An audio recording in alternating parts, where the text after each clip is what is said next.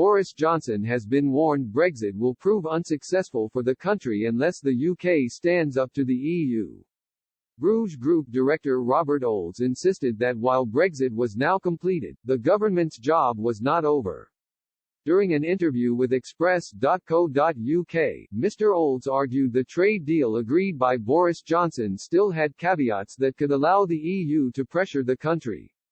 He said the UK needed to maintain robust and willing to use its sovereignty to make decisions in the face of pressure from the bloc. Mr. Olds said, "Well, Boris Johnson's deal is one where MP Bill Cash made clear that to work properly it does need a robust government. Yes, Brexit has been done, it was only going to be a real Brexit if the government is willing to stand firmly. This is because there are mechanisms within the deal which the EU could try and force the UK to follow its rules. With a robust government, we can use the sovereignty that we now clearly have to do our own things. We really require the government to be strong first and make sure they are willing to stand up to pressure from the EU to conform." Mr. Olds highlighted that he and the Bruges Group would be communicating with the government in hopes that they will implement new policies rather than follow the EU.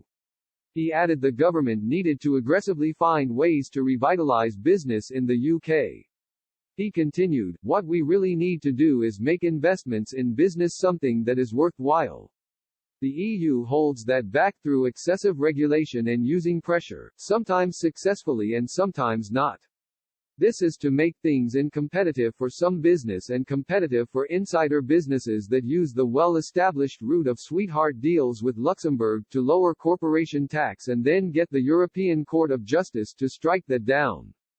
Britain is going to need to have an environment where it is willing to invest where there are real rewards for businesses growing the economy. It is going to be very easy in this post-COVID situation which we will hopefully be moving into soon." Mr. Olds closed by warning that the government should not take the easy route post-coronavirus by increasing taxes. He said, "It would be too easy to choose big state solutions, higher taxes, higher spending to try and work us out of the crisis.